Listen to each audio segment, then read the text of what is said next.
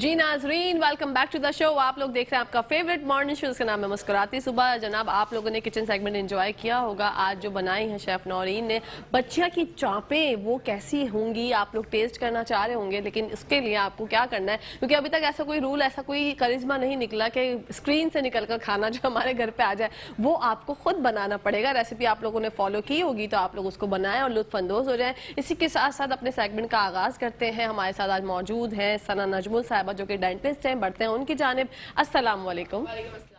कैसी हैं सना? मैं बिल्कुल ठीक, आप बिल्कुल सही कह रही है। कोई ऐसी वो नहीं है कि जिससे हम जो है वो खाने का टेस्ट जो है वो स्क्रीन के बाहर बैठ के पता कर लें। और ना अरोमा इतनी अच्छी स्मेल आ रही है। जब मैं स्टूडियो में एंटर हुई हूँ, इतनी अच्छी स्मेल आ रही थी, लिटरली दिल चाह गया। सुबह सुबह भूख लगनी शुरू हो गई। हाँ, एग्जैक्टली ऐसे ही शेफ नौरीन बहुत जबरदस्त लज्जत से भरपूर खाने बनाती हैं। और जब खाने का जिक्र है तो हम जिस चीज से खाना खाते हैं, जो कि एक अहम पार्ट है, जो कि हम खाना चबाए बगैर तो खा ही नहीं सकते। दांतों की सफाई, दांत हमारे अच्छे होने चाहिए। हमारी शख्सियत की अक्कासी करते हैं हमारे दांत, हमारी मुस्कुराहट, जो कि हम लोग कभी ना कभी ऐसा होता है कि हम अपने पूरे फेस पे तो बहुत फोकस करते हैं, बहुत ज्यादा पैसा भी लगा लेते हैं, कभी ना कभी मेकअप पे इतना पैसा खर्च करते हैं, लेकिन अपने दांतों को अवॉइड कर देते हैं, दांतों की सफाई को अवॉइड कर देते हैं। दांत टूट रहे होते हैं, बिल्कुल हम लोग, हमारे मुंह में से स्मेल आ रही होती है, लेकिन हमें कोई इतना ज्यादा फोकस नहीं होता हमारे दांतों पर। तो सबसे पहले तो मैं जानना चाहती हूँ, दांतों की सफाई के लिए बेसिक चीजें कौन कौन सी हैं? अपने दांतों को हम किस तरह से अच्छा रख सकते हैं? देखिए, बेसिक चीज जो दांतों की सफाई के लिए वो है एक बहुत सस्ता सा टूथपेस्ट। ठीक है, इसमें कैल्शियम और फ्लोराइड की क्वांटिटी बहुत अच्छी हो, और दूसरा ये है एक सस्ता सा ब्रश। बस एक सस्ता सा टोटका ही है। ब्रश होना चाहिए और एक टूथपेस्ट होना चाहिए, और दिन में 2 दफा सफाई होनी चाहिए आपकी। मीठा बहुत ज्यादा ना खाएं। हम कहते हैं महंगाई बहुत है, ये बहुत है, और हर ओकेजन में मीठा खा रहे होते हैं। हर ओकेजन में, मतलब मैं अपने बचपन की बात करूँ, इतनी बेकरीज नहीं होती थी कराची में। अगर देखा हमारे शहर में, कहाँ इतनी बेकरीज थी। तो हर एक पॉइंट पे कोई एक नई बेकरी होती है, और चॉकलेट केक, चॉकलेट स्टोर्स में चॉकलेट्स, दुकानों पे, कन्वीनियंस स्टोर्स पे चॉकलेट, बड़े स्टोर्स पे, रिटेलिंग स्टोर, हर जगह सिर्फ चॉकलेट्स है, मीठा है, इतना ज़्यादा है कि बच्चे, आजकल के जो बच्चे हैं स्पेशली, उनकी डाइट अगर हम मैंने आजकल मैं हर पेरेंट्स की कंप्लेन देखती हूँ, कहते हैं बच्चे खाते नहीं हैं, बिकॉज उनका जो 100% वाला पोर्शन में से कोई 80% पोर्शन जो होता है वो मीठा खाने में ही कवर हो जाता है। बिल्कुल। और उसके अलावा 20% में न्यूट्रिटिव डाइट ले रहे होते हैं, जिसकी वजह से उनकी ओवरऑल हेल्थ खराब हो रही होती है। ज़्यादा मीठा खाने से दांत खराब हो रहे होते हैं ऑब्वियसली। तो प्रॉब्लम जो है बेसिकली बहुत एक्सेसिव मीठा खाना, और दूसरी बात है कि दांतों की सफाई ना होना। अच्छा, सफाई के लिए आपने कहा एक सस्ता टूथपेस्ट चाहिए और एक सस्ता सा ब्रश चाहिए, लेकिन तरीका कार क्या होना चाहिए ब्रश? देखिए, तरीका कार, अब हर बच्चा तो यूट्यूब यूज करता है, हर बच्चा सोशल मीडिया पर है, हर बंदा, मतलब क्या मैं कहती हूँ, गाँव में भी लोग, आपने देखा टिकटॉक, गांव में लोग बना रहे होते हैं। तो वी हैव एन अप्रोच, हम हर चीज को अप्रोच कर सकते हैं। तो अब कोई ऐसी चीज नहीं है कि मुझे नहीं पता और आपको नहीं पता ना। सो आप गूगल करें, जाके देखें, ब्रशिंग टेक्निक्स होती हैं बहुत सारी, वो आप करें। और रोटरी स्टाइल में आपको ब्रश करना होता है। ब्रश इसलिए आप सामने से घुमाते जा रहे हैं और ब्रश करते जा रहे हैं। हम अपनी गाड़ी भी साफ करते हैं तो बड़े प्यार से, इत्मीनान से, ऐसे करके साफ करते हैं ताकि उस पर स्क्रैच ना लगे, वो खराब ना हो। दीवारें भी साफ करते हैं तो बहुत प्यार से साफ करते हैं। दांत तो भी ना आपकी अपनी जात के दांत होते हैं, तो उनको बहुत प्यार से, एहतियात से, मोहब्बत से उसको आप ब्रश करें। अब ऑब्वियसली लोग सोचेंगे, सुबह मतलब जो उठते हैं और भागते हैं, वो कहेंगे कि डॉक्टर साहब पता नहीं कैसी बात कर रही है, सुबह सुबह इतना टाइम कहाँ होता है, ट्रैफिक है, पहुंचना है, ऑफिस पहुंचना है, और हमारी सड़कों पे खड्डे हैं। ये तो सड़कों पे अभी मैंने आपको बताया है कि मेरा लेट हो रहा है। मैं कितनी दफा से आप लोग इन्वाइट कर रहे हो, नहीं आ पा रही हूँ। एक तो बारिश इज द रीजन, और दूसरा रीजन ये था कि रोडों पे खड्डे, तो वो बहुत बड़ा रीजन है। तो इन सारी सिचुएशन से निकलते हुए अब मैं ब्रश पे कैसे फोकस करूं?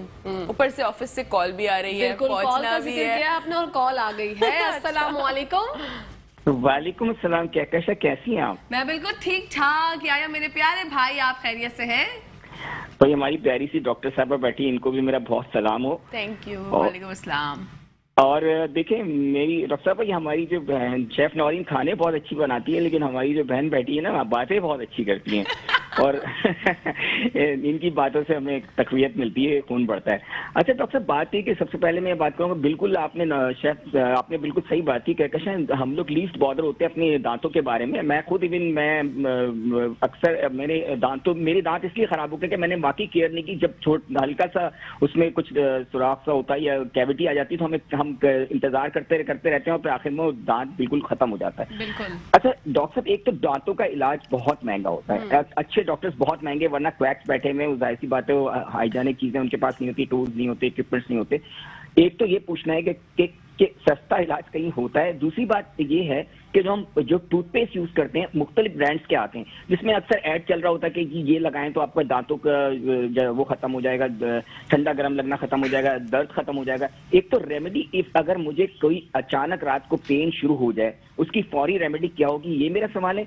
दूसरा सवाल ये कि हमें टूथपेस्ट की सिलेक्शन में क्या चीज देखनी चाहिए, ये मेरा सवाल है। थैंक यू सो मच आया भाई फॉर कॉलिंग। अल्लाह हाफिज जी। हमारे आया भाई हैं, डेली कॉलर हैं और बहुत जबरदस्त सवालात करते हैं। आपसे कितने सारे सवालात इन्होंने एक साथ कर लिए। जी बिल्कुल, अब आप आराम से देखिए, इन्होंने बोला कि टूथपेस्ट की सिलेक्शन क्या करनी चाहिए। टूथपेस्ट के ऊपर स्टैंप होनी चाहिए, सही है, पीडीए की स्टैंप होनी चाहिए, वो जरूर आप देख लें, क्योंकि फेक टूथपेस्ट भी हैं, फेक बड़ी बड़ी कंपनीज हैं, लेकिन वो अभी तक अप्रूव्ड कंपनीज नहीं हैं। तो पाकिस्तान डेंटल एसोसिएशन जो है वो उस पर अपनी स्टैंप करती है अप्रूव्ड टूथपेस्ट के ऊपर, या फिर एफडीआई की स्टैंप। कोई भी मेडिसिन आप यूज करें उस पर एफडीआई की स्टैंप जरूर देख लें कि एफडीआई से रिकमेंडेशन है या नहीं।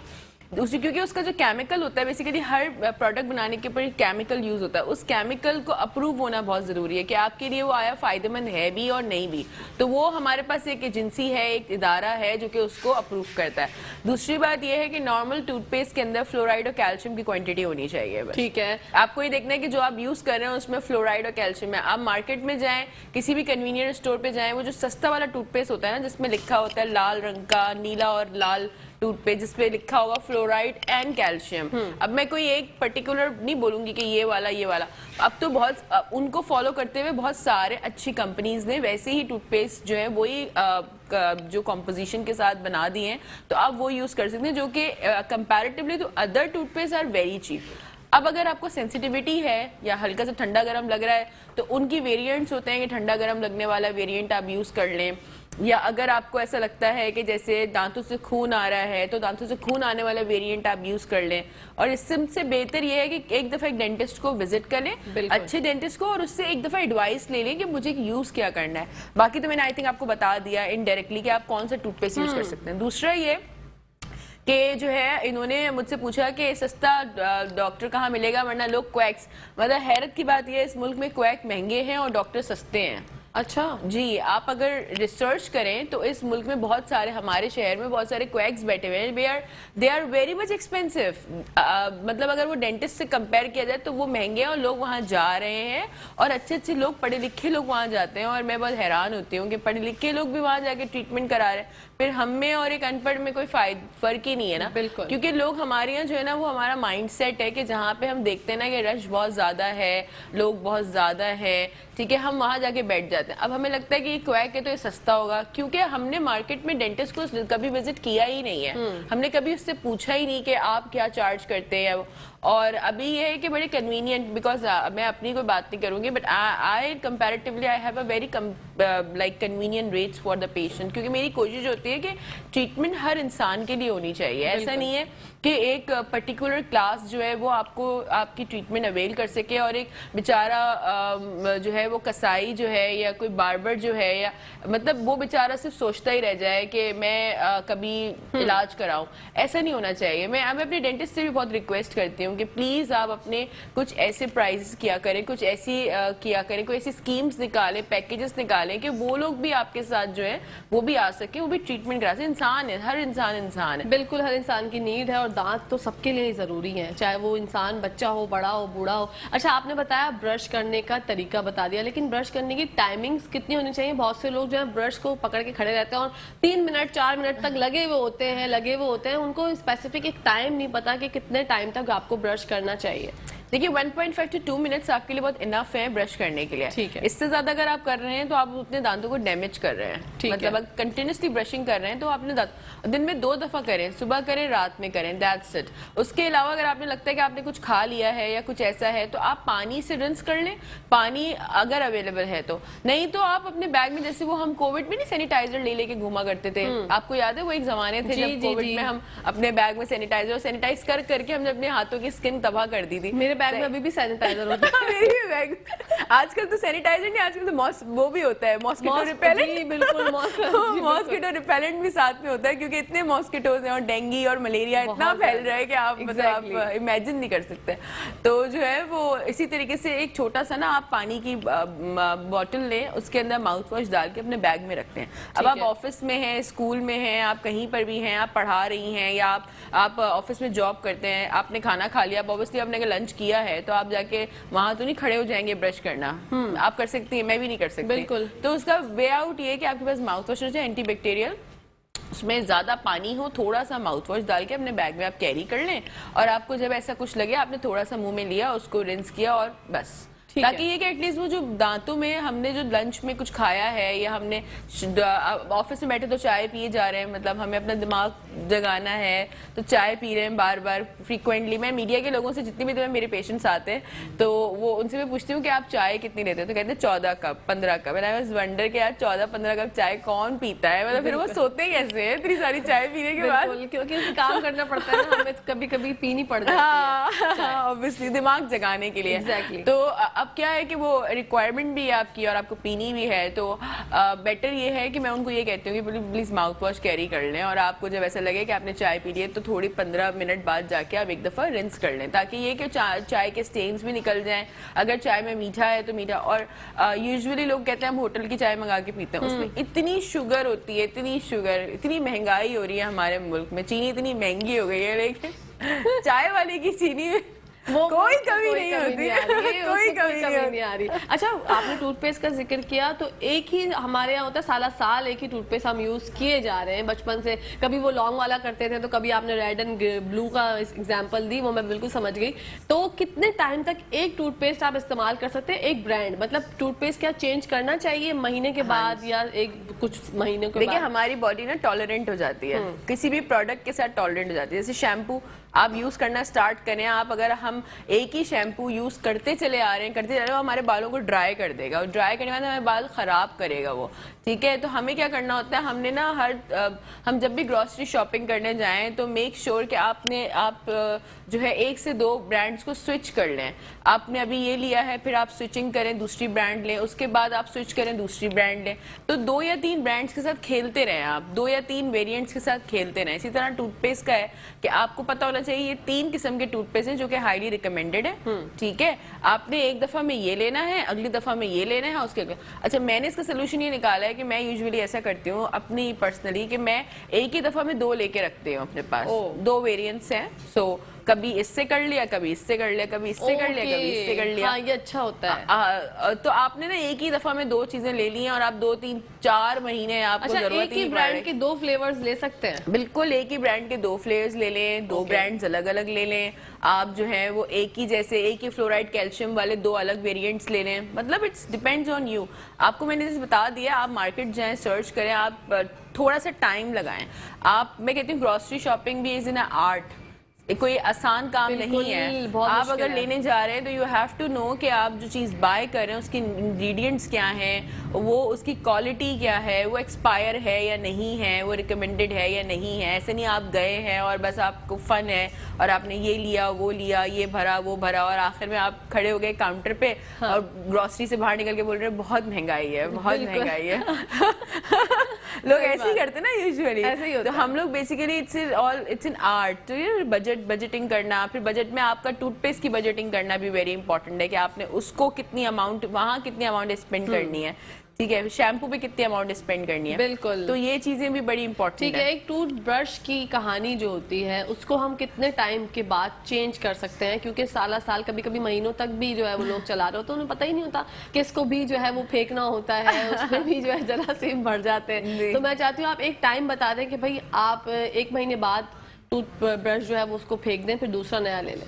हाँ जी, देखिए टूथब्रश की जो उस पे लिखा हुआ होता है 3 महीने, मेरे हिसाब से 3 महीने भी नहीं है। बिल्कुल। 1.5 आपका 1 महीना 1.5 महीना निकल चुका है। 1.5 महीने बाद आप टूथब्रश से आप घर की सफाई कर लें, बालों में कलर डाई लगा लें, सही है, जूते साफ कर लें, कुछ भी कर लें, लेकिन उसको उससे recycle दांत कर नहीं लें। साफ लेकिन करें। उससे दांत नहीं, वो जब बिल्कुल तक नहीं। बोलना नहीं शुरू हो जाता, मतलब मुझे लगता है कि वो खुद बोलेगा कि प्लीज मेरा पीछा छोड़ दो। हाँ, मैं पीला हो चुका हूं। मैं खराब हो गया हूँ। हाँ। तो उससे दांत बिल्कुल साफ ना करें, उससे आप फर्नीचर की सफाई करें, उससे आप बाथरूम की दीवारें वगैरह हाँ। छोटी छोटी अपनी ज्वेलरी साफ कर लें, आप कोई और काम में इस्तेमाल करें, उसको आप दांतों पे बिल्कुल इस्तेमाल ना करें। 1.5 महीना 2 महीना हो गया, उसकी ब्रिस्टल्स फट जाती हैं।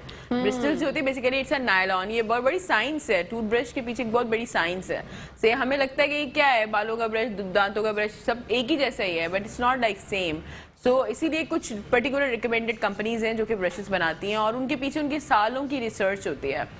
तो ये नायलॉन थ्रेड से बने हुए होते हैं, बहुत ही नैनोमीटर्स के नायलॉन थ्रेड्स होते हैं, और उसकी जो है वो एक पर्टिकुलर टाइम के बाद वो ब्रिस्टल्स जो हैं वो एब्रेडेड हो जाते हैं, वो खराब हो जाते हैं, तो फिर उनका कोई काम नहीं है। वो फिर ये कर सकते हैं कि मैं यहाँ वहाँ सफाई कर लूँ, बस इससे ज़्यादा मैं कुछ नहीं कर सकती। मैं अपनी घड़ी साफ कर लूँ, मैं अपनी ज्वेलरी साफ कर लूँ, मैं अपने जूते साफ कर लूँ, बस ये हो सकता है, लेकिन वो दांतों के लिए बिल्कुल भी कन्वीनियंट नहीं है। तो 1.5 महीने बाद अपने ब्रश को बिल्कुल आप साइड पे फेंक दें बस, और नया ले लें। और नया ले लें।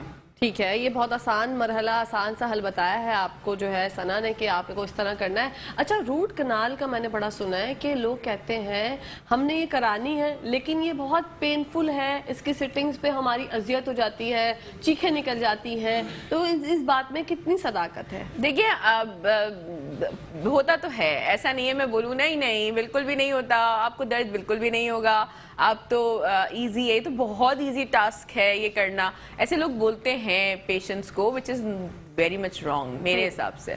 आप पेशेंट को बता दें कि हाँ ऐसा हो सकता है। Usually when ever I am doing, तो फर्स्ट टाइम में ऐसा नहीं होता, बिल्कुल like very smooth and all, but second visit अगर उसको इन्फेक्शन है किसी तरह का, या वो बोल रहा है, कंप्लेन कर रहा है कि मुझे बहुत टाइम से इन्फेक्शन रहा है इस जगह पे, तो वहाँ पे देयर इज अ चांसेस कि उसको पेन हो सकता है। हम लोग फर्स्ट गो में भी आरसीटीज करते हैं, फर्स्ट गो में कंप्लीट आरसीटी कर दी। ये क्या होता है, पेशेंट टू पेशेंट वेरी करता है। मेरे पास पेशेंट आएगा सीवियर इन्फेक्शन के साथ, बोलेगा डॉक्टर साहब मेरे कजन की तो एक ही दफा में हो गया, आप तो मुझे 2-2 दफा बुला रही हैं ये वो, तो जरूरी नहीं, हो सकता है कि उसको कभी पेन हुआ ही ना हो, उसकी कंडीशन ही बहुत डिफरेंट हो, ठीक है, आपकी कंडीशन बिल्कुल डिफरेंट है, तो depends on the patient condition. Pain भी ना पेशेंट की कंडीशन पे डिपेंड कर रहा होता है कि उसको, फिर कभी कभी कुछ सेंसिटिव लोग भी होते हैं, वो इतने ओवर सेंसिटिव होते हैं कि उनको पेन फील भी ज्यादा हो रहा होता है, उनको ऐसा लगता है उनको कुछ भी आप करेंगे उनको पेन हो रहा होता है, वो माइंड अलर्ट हो जाता है ना कि अब हमारे साथ ये होने वाला है। एंजाइटी होती है एक, हमारी वैसी डेंटल यूनिट की एंजाइटी है, फिर हमारे इंस्ट्रूमेंट्स की एंजाइटी है, फिर हमारे इंजेक्शन की एंजाइटी है।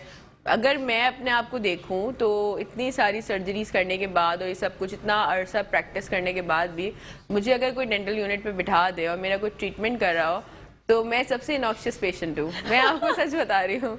अच्छा। और मुझे बहुत कोई शर्म नहीं आती अपने पेशेंट्स को बताते हुए कि I am a most innocuous patient, क्योंकि मुझे खुद एंजाइटी होने लग जाती है थोड़ी देर बाद। तो आप यकीन करें, एक दफा मेरे दांत में दर्द था, मैं डेंटिस्ट के आ गई, मुझे निकलवाना था दांत, और मैं जाके ना उनकी सीट पे बैठ गई, मैंने कहा आप निकाल दें, तो वो कहने लगे ठीक है। उन्होंने अपनी ऐसी पूरी इक्विपमेंट्स ठीक करना शुरू किए, मैंने देखा, और मैं वहाँ पर दांत निकालने की नीयत से गई थी, और मेरी हार्ट बीट इतनी ज्यादा, मैंने अपने हस्बैंड से कहा फैसल नहीं, मेरी दिल बंद हो जाएगा, मुझे नहीं करवाना, आप मेरी स्केलिंग कर दें। हाँ, अब तो पेशेंट बेहोश हो जाते हैं, पता है। एग्जैक्टली, मैं हो जाती बेहोश उस दिन अगर मैं ये करवा लेती। अब वो हमारा काम है उसको मैनेज कैसे करना है, it's a very difficult task कि अगर पेशेंट एंजाइटी में जा रहा है या उसको एंजाइटी हो रही है, अच्छा उसकी हिस्ट्री होगी नहीं एंजाइटी की, वो हम पूछते हैं कि हम पहले जब आप गए होगे पूछते हैं हम कि आपको एंजाइटी तो नहीं होती है, आपको हार्ट इश्यू तो नहीं है, आपको शुगर डायबिटीज तो नहीं है, वो तो लाइक नहीं कुछ भी ऐसा नहीं, बिकॉज उसको एक्सपीरियंस ही नहीं है कि ऐसा। But as come to the unit और वो एकदम से एनवायरनमेंट और वो डॉक्टर और ये सब कुछ, मैं बड़ी कोशिश करती हूँ कि मैं अपने आप को ना बिल्कुल ऐसा फील ना कराऊं कि मैं डॉक्टर हूँ, बिल्कुल भी नहीं, मैं ऐसा कोशिश करती हूँ। लेकिन क्या है कि at the end of the time मैं you know when I am doing my work, तो फिर वो तो फिर हो ही जाता है। लेकिन डॉक्टर्स को भी चाहिए कि वो थोड़ा सा अपना एटीट्यूड जो है ना वो थोड़ा डिफरेंट करें, चेंज करें। एक मूवी आई थी बहुत पहले ना, and I am very much inspire of the movie, across the border, एक फिल्म बनाई थी मेडिकल साइंस के ऊपर, सही है। और मैं उस वक्त पढ़ रही थी, तो मैंने आई थिंक मैं वाज इन इंटर और समथिंग लाइक दैट, तो मैंने बड़ा इंस्पायर किया और अपनी लाइफ में पिछले 10-12 साल से उसी चीज़ को प्रैक्टिस कर रही हूँ। सो डॉक्टर को चाहिए कि वो अपना एटीट्यूड को इतना लाइट रखे, इतना इजी रखे कि पेशेंट भले कितनी भी एंजाइटी में है, उसकी एंजाइटी वहाँ पे आके कवर हो जानी चाहिए। बिल्कुल। क्योंकि अच्छा मैं उस वक्त हमने उसमें क्या सीखा कि एक डॉक्टर की सिर्फ एक मुस्कुराहट जो होती है ना, एक मुस्कुराहट या उसका बात करना या उसका इवन हेलो कहना, वो ही जो ना पेशेंट को बहुत काम डाउन कर देता है। तो ये चीजें देखना बहुत जरूरी है, वरना लोग कहते हैं हम बड़े बड़े मैंने डॉक्टर्स देखे हैं, बहुत अच्छा प्रो होते हैं अपने काम में, बहुत प्रो हैं, बहुत अच्छा काम करते हैं ऑल, लेकिन पेशेंट डरते हैं उनके पास जाते हुए। बिल्कुल, इखलाक से बालातर होते हैं ना, बात करते हुए इंसान डरता है कि यार मैं इनसे क्या बोलूंगा और क्या बोलूंगी और जवाब जो है वो टेढ़ा मिलेगा, तो वो बस बोलते हैं पॉइंट की बात करें आप और आप जाएं। इसीलिए मैं हमेशा कहती हूँ कि डॉक्टर बिहेवियर बहुत मैटर करता है, बहुत किस तरह मैं even in fact being a doctor, मैं कभी किसी डॉक्टर के पास जाऊं और मुझसे वो तरीके से बात ना करे ना, तो वो उसका मेरा आखिरी विजिट होता है उसके साथ। बिल्कुल, मैं उसके बाद कभी भी सोचती भी नहीं हूँ कि मैं इसके क्लिनिक में कभी मजबूरी में भी इसके पास जाऊंगी, बिकॉज क्या होता है कि आप गए हैं, आप टाइम लगा के गए हैं, आप किसी इशू के साथ गए हैं ऑब्वियसली, और आप उस वक्त इतनी एंजाइटी के अंदर हैं कि आपका पेन रिलीफ नहीं हो रहा और ये सब कुछ, और उस पर सामने से डॉक्टर जो है उसका बिहेवियर अच्छा ना हो, तो एनी केस पेशेंट कभी और भी आपको दूसरी एंजाइटी हो जाती है, आपको ये लगता है कि यार ये कैसे मुझसे बात कर रहे हैं। हाँ। वो एक हार्श फीलिंग अलग ही हो जाती है, तो ये बड़ी प्रॉब्लम्स होती हैं। तो मैं हमेशा कहती हूँ अपने doctor is a psychologist basically. बिल्कुल बिल्कुल, उसको साइकोलॉजी से खेलना आना चाहिए, पेशेंट की साइकोलॉजी को कैसे काम डाउन करना है, जिसको इट्स एन आर्ट। मैं कहती हूँ जैसे वो आप बोल रहे हैं ना कि ये ग्रोसरीज एन आर्ट, मेरे हिसाब से कुकिंग इज एन आर्ट, तो मेरे हिसाब से एडिटिव्स इज एन आर्ट। वो आर्ट होना चाहिए इंसान में, इसमें कोई दो राय नहीं है। अच्छा, तो आपका कहना ये है कि रूट कनाल में दर्द होता है डेफिनेटली, थोड़ा बहुत होता है, किसी को नहीं भी होता, डिपेंड्स ऑन द पेशेंट। अच्छा, मेरी एक फ्रेंड थी, डेंटिस्ट थी, मैं एक शूट पे उनके साथ थी, तो उन्होंने मुझे कहा मेरे दांत में जब तकलीफ थी तो मैंने उनसे कहा मैं रूट कनाल करा लूं, क्या करवाऊं? तो उसने कहा बेहतर ये है कि तुम रूट कनाल की तकलीफ बर्दाश्त नहीं कर पाओगी, तुम एक काम करो, थोड़ा वेट करो, इसको निकलवा ही लेना। तो क्या ये बात सही है? क्या वो दांत ही निकलवा दे? देखिए, दांत निकालना जो है ना वो एक अलग, उसकी सिग्निफिकेंस ही अलग है। एक दांत निकलने से जो आपके साइड के दांत है वो मूव करते हैं, जो आपके ऊपर का दांत है वो नीचे आना स्टार्ट कर देता है, ठीक है, आपकी पूरी डेंटिशन खराब हो रही होती है एक दांत निकलने से, और आप एजिंग होनी स्टार्ट हो जाती है। ये बात तो हमने कभी सोची नहीं है। बिल्कुल, दांत निकलने से आपकी जो एजिंग है, एजिंग प्रोसेस जो होता है वो फास्टन होता है। आपके अगर यहाँ से दांत निकल गया है, यहाँ से आपका चीक बैठने लग जाएगा, आपका नीचे से दांत निकल, नीचे से चीक बैठने लग जाएगा, तो आपका एक तो आपके दांत टेढ़े हो रहे हैं, आगे पीछे हो रहे हैं, उनको डांस करने में कहती हूँ, उनको डांस करने का मौका मिल जाता है यहाँ वहाँ ना। सही है, नॉर्मली मैं आई यूज टू से लाइक दिस कि अगर एक दांत निकला है अब वो सारे डांस करने शुरू हो जाएंगे, बिकॉज उनको जगह मिल गई ना। वो पहले बने हुए थे बिल्कुल स्ट्रेट सीधे, अभी वो सीधे नहीं है, अब उनको ये वो राइट एंड लेफ्ट मूव करेंगे। इसी तरह जो ऊपर वाले हैं वो बोलेंगे जगह मिल गई, जैसे पाकिस्तान हमारी आवाम जो है उनको कहीं कब्जे की जगह मिल जाए तो वो सोचते हैं कि बस उनके पास वही कब्जा कर लूं। हाँ। तो उस बेचारे को ना ऊपर से कब्जा करने की जगह मिल जाती है, तो वो नीचे मूव करेगा कब्जा करने के लिए। बिल्कुल, इतनी मजे की बात है कि मैं हमेशा ये सोचा करती थी, हालांकि मुझे नहीं था इल्म दांतों के बारे में, लेकिन मैं ये सोचती थी कि मैंने निकलवा दिया तो साइडों वाले दांत जो है वो हिल जाएंगे। और मेरी साइकी थी, मेरे हस्बैंड मुझ पर हंसते थे कि तुम कैसी बातें कर रही हो यार, और अगर आप देख रहे हैं शो तो देखे, आज बता दिया कि मैं सही सोचती थी। हमारे दांत भी हमारी आवाम की तरह है, उनको जरा सी जमीन मिल जाए तो वो फौरन कब्जा कर लेते हैं। बिल्कुल, इसी के साथ बेचारों को ना जगह मिल जाती है, वो मूव करने लग जाते हैं। बिल्कुल, इसी के साथ साथ सना आपका बहुत बहुत शुक्रिया हमारे प्रोग्राम में इतने अच्छे से आपने दांतों की सफाई के बारे में हमें बताया और दांतों की केयर करने के बारे में बताया। क्या पैगाम देना चाहेंगे आवाम को? मैं क्या पैगाम दूं, मैं तो हमेशा ये कहती हूँ मुस्कुराते रहे आप। बिल्कुल, हाँ, सुबह सुबह मुस्कुराएं, किसी से मिलें तो हमेशा आपकी बातों में पॉजिटिविटी होनी चाहिए, आपकी फेस पे एक अच्छी सी स्माइल होनी चाहिए। सही। अच्छा, अब क्या लोग नेगेटिव भी ले लेते हैं, ज्यादा मुस्कुराओ वो समझते हैं कि ये पागल है। हाँ, एग्जैक्टली, लोग सोचते हैं पागल है, हंसी जा रही है फजूल। बिल्कुल ऐसे ही है। मैं कहती हूँ हमेशा ना एक मुस्कुराहट होनी चाहिए, मुस्कुराहट जो सदका जारिया है, तो और उस मुस्कुराहट को खूबसूरत बनाएं। बिल्कुल, खूबसूरत होगी तो अच्छी लगेगी ना, इंशाल्लाह। फिर आपसे मुलाकात होगी, बहुत अच्छा लगा हमेशा की तरह आपसे बात करके। इसी के साथ साथ बहुत बहुत शुक्रिया नाजरीन। ब्रेक का टाइम आ गया तो जाइएगा, बस देखते रहिए मुस्कुराते सुबह हमारे साथ मुस्कुराते हुए।